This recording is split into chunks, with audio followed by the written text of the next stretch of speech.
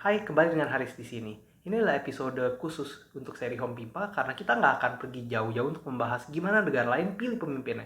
Tapi kita akan bahas gimana caranya daerah-daerah yang ada di Indonesia memilih pemimpinnya. Ini adalah episode khusus Pilkada Serentak 2020. Selamat menyaksikan. Seperti biasa, gimana kalau kita buat janji dulu? Kalau misalkan kalian mendapatkan informasi yang bermanfaat, informasi yang baru dari video ini, jangan lupa untuk like video dan subscribe ya channelnya. Setuju? Indonesia terdiri dari 17.500 pulau dan dihuni kurang lebih 260 juta penduduk. Menempatkan Indonesia menjadi negara dengan penduduk keempat terbesar di dunia. Nah, bisa bayangin nggak begitu banyak pulau, begitu banyak penduduk?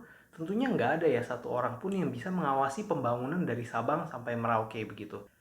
Nah, karena itu Indonesia dibagi-bagi menjadi wilayah daerah administrasi yang luasnya lebih kecil supaya pembangunan bisa dilakukan dengan lebih baik dan lebih terkendali begitu. Nah, di Indonesia sekarang ada 34 provinsi dengan penambahan Kalimantan Utara di tahun 2012 yang merupakan pemekaran dari Provinsi Kalimantan Timur. Kalau dulu saat kita merdeka cuma ada 8 provinsi, sekarang ada 34. Seringkali provinsi itu juga masih terlalu besar. Nah, makanya provinsi-provinsi itu dibagi menjadi kabupaten dan kota. Kalau wilayahnya itu lebih wilayah urban, perkotaan, maka dia akan jadi kota yang dipimpin oleh wali kota. Sedangkan kalau tidak, akan menjadi kabupaten yang dipimpin oleh seorang bupati. Misalkan di Provinsi Banten yang gak jauh dari Jakarta, ada yang namanya Kabupaten Tangerang yang dipimpin oleh seorang bupati, dan ada yang namanya Kota Tangerang yang dipimpin oleh wali kota. Nah, sedangkan Provinsi Banten sendiri dipimpin oleh gubernur beserta wakil ya. Untuk menentukan gubernur, wali kota, atau bupati, ada 3 cara. Yang pertama melalui pemilu, kemudian kedua melalui penunjukan, dan yang ketiga secara turun-temurun. Nah, kita akan bahas satu persatu. Kita akan bahas satu-satu mulai dari yang paling lazim, yaitu melalui mekanisme pemilu. Di 9 Desember ini akan ada 270 daerah yang mengadakan pemilu untuk menentukan entah gubernur, wali kota, atau bupati. Calon yang dapat suara terbanyak akan menjadi gubernur, bupati, atau wali kota begitu. Nah, kecuali di Jakarta. Di Jakarta itu syaratnya bukan hanya paling banyak, tapi juga mendapat suara 50% plus 1 dari penduduk Jakarta. Makanya kalau kalian ingat di pilkada di 2017 yang lalu di DKI Jakarta, itu ada ronde kedua atau yang disebut dengan runoff begitu. Karena pasangan Basuki Cahayapurnama dan Jarod Saiful Hidayat cuma mendapat kurang lebih 43% suara. Kemudian ada ronde kedua dan hasilnya menempatkan Anies Baswedan dan Sandiaga Uno sebagai pemenang pemilu dengan 58% suara.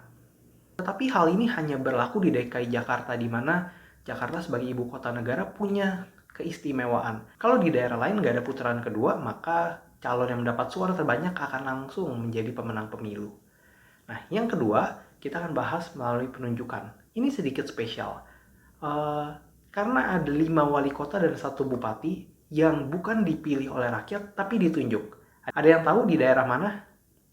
Di tempat saya tinggal. Nah, di Jakarta itu karena sekali lagi karena keistimewaannya, jadi 5 wali kota dan 1 bupati. Wali kota Jakarta Utara, Barat, Selatan, Timur, dan Pusat, kemudian juga bupati dan juga bupati Kepulauan Seribu. Nah, ke-6 orang ini tidak dipilih secara langsung oleh rakyat, tapi ditunjuk oleh gubernur. Kemudian yang terakhir, turun-temurun. Nah, kalian pasti tahu ini di mana. Yes, ini di Yogyakarta. Karena keistimewaan Yogyakarta, maka pergantian gubernur dan wakil gubernur di Jogja itu dilakukan secara turun-temurun. Saat ini gubernur Yogyakarta adalah Sri Sultan Hamengkubuwono X yang sudah menjabat dari tahun 97. Nah, dia akan terus menjabat sampai dia akan digantikan oleh Sultan ke-11. Nah, sedangkan untuk wakil gubernurnya itu juga dilakukan secara turun-temurun, nggak dipilih, yaitu adalah Paku Alam. Sekian video kali ini, singkat aja. Buat teman-teman yang tinggal di daerah yang mengadakan pemilu, boleh dong komentarnya kalian tinggal di daerah mana supaya kita kenalan. Oh iya, kalau kalian tinggal di daerah yang mengadakan pemilu, boleh dong tulis di kolom komentar gimana pencoblosan di masa pandemi seperti ini. Jangan lupa ya untuk gunakan hak pilihnya, tapi jangan lupa juga untuk pakai masker, jaga jarak, dan mencuci tangan. Semoga pemilu kali ini dapat berjalan dengan lancar dan aman tentunya, karena sedikit berbeda dari pemilu-pemilu yang sebelumnya. Sekian video kali ini, sampai jumpa di video yang akan datang. Bye-bye!